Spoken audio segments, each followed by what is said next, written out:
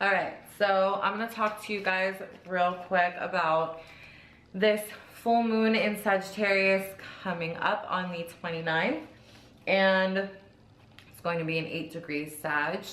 And this moon, I mean, the sun is going to be in Gemini and moon is going to be opposite Gemini, where, you know, and it's really cool. I like this opposition because Gemini is of, they call it the lower mind, but it's more of the more immediate mind and time frame as far as like taking care of little tasks and doing the things in front of you, which we all need that skill to just be able to, like, you know, I have a phone call coming in, you know, it's like an interview for something. I don't even know what the fuck it is, you know, but it's like, these are things that I usually wouldn't do because I'm like, if I don't know what I'm getting into and I don't know what this call is about, whatever, you know, then like, I don't want to, then like the Gemini energy is like, it's really good with communication. It's really good with getting your point across, getting your message across. Whereas Sagittarius, you know, and the full moon is illuminating your higher truth. So Sagittarius is like the truth seeker of the zodiac. That's why they're so philosophical. That's why it's the traveler of the zodiac, because it wants to gain more knowledge. It's the teacher as well as the student. The teacher is always a student as well, right? So the Sagittarius full moon is illuminating your higher truth. Yes, things come to the surface and maybe some truths that you didn't necessarily want to see. But between Gemini and Sag, it's like we're keeping it 100% real over here. So you would have seen it coming. There's no denying anything to yourself. We also have a grand water trine. And what that means is more spiritual growth. So more growth in being in truth seeking, you know, and being more real with yourself and those around you. And also being able to expressively communicate your emotions. How fucking cool is that? You know, because emotions are a tricky thing, you know, especially when they're so intense like the Scorpio, and so intense like Pisces. Pisces swims away from anything even remotely conflicting, you know, because they don't want to get so deep in their emotions because it swallows them up. Neptune, think of water as like, water dissolves things, right? And Neptune, it has no boundaries. So Neptune is like all water, you know? So this is why, this is one of the reasons that Pisces, Scorpio, even Cancer, like water signs, they shy away from expressing their feelings. They shy away from being fully in their intensity, you know, of their feelings. And the trine makes it easy. It makes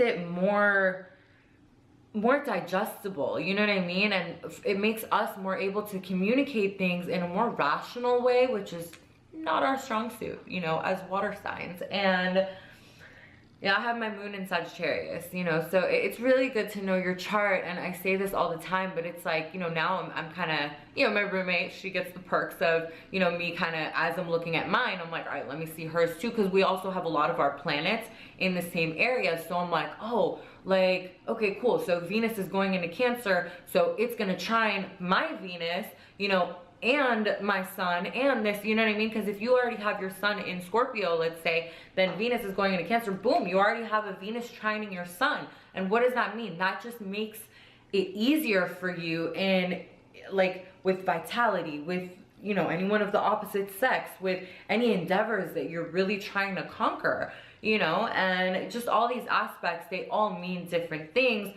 right? But in relation to your personal chart, it affects you differently, you know. But as a collective, just the energy overall, I love Sagittarius energy because it's very much like a go-getter and it's very optimistic, you know, especially with the full moon. It's like you're passionate about what you're doing and you have high hopes, and it's not like false hopes, you know, because it is a fire sign, so it is very, you know, go, go, go. But at the same time, Sag is very philosophical and very like practical. So they want to understand things. It's a student, you know, so it's not gonna steer you wrong. Right now, illusions is not really a thing, you know, whereas in other aspects, or I believe the last full moon, it was like very easy to kind of get tricked a little bit, you know.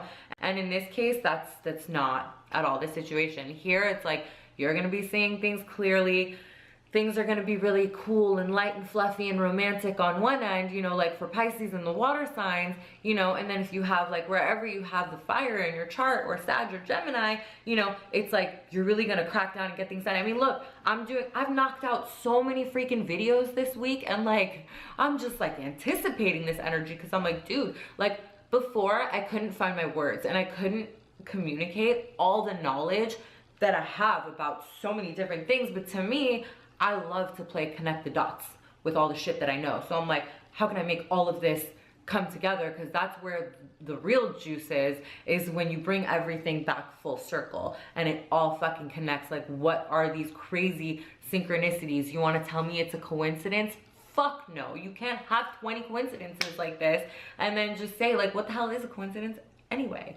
You know, so yeah, it's just, I mean, again, so as a collective, let's get back to the vibe. It's a very freedom-loving, optimistic, you know, moral, and also, you know, a lot of the readings that I've been doing as far as like the tarot cards, like, it's been a lot of betrayal and moving forward from it. You know what I mean? So it's like the betrayal, whatever betrayal happened, that already happened, and now it's really a time, because again, the Sagittarius energy is very moral, very high in their morals and in their truth. So it's like, even if, you know, maybe not all Sagittariuses are like that, because you have to think, where is their Mercury, where is their Venus, where is their Mars, you know, what is, you know, like squaring their Neptune, you know, that can make them liars and shit like that. But overall, as far as the collective, the energy of just this full moon in Sag is very, very high morally, and it's very open-minded. You know, between Gemini and Sagittarius, I mean,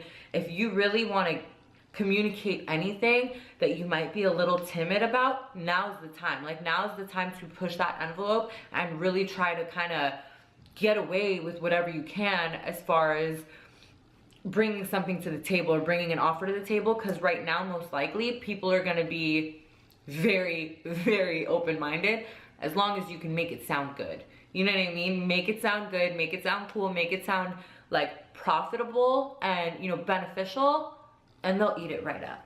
You know, that's really the energy that we're dealing with right now. I mean, we do have Saturn and Pluto in retrograde.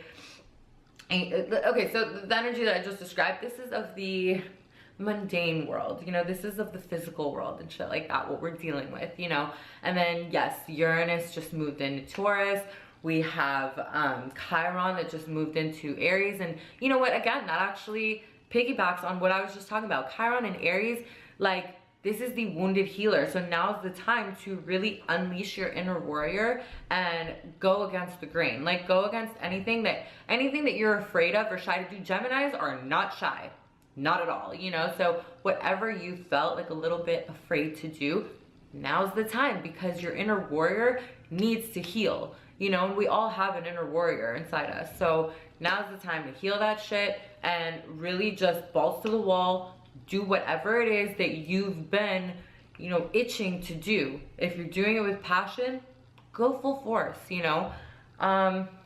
Pluto retrograde. This is, again, it's time of deep transformation, you know, when Pluto is retrograding, and, you know, Pluto retrograde in Capricorn, and like, this is, yeah, these are good energies.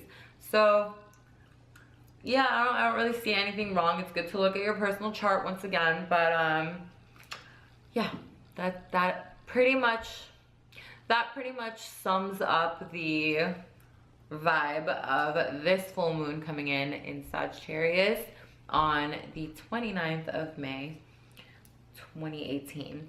So if you like this video, make sure you like, comment, share, subscribe, and if you do want a more personal read on your chart, or even throw some tarot cards in there, you can check out the description below, and I will be more than happy to work with you. So all right, enjoy the full moon, and I will talk to you guys soon.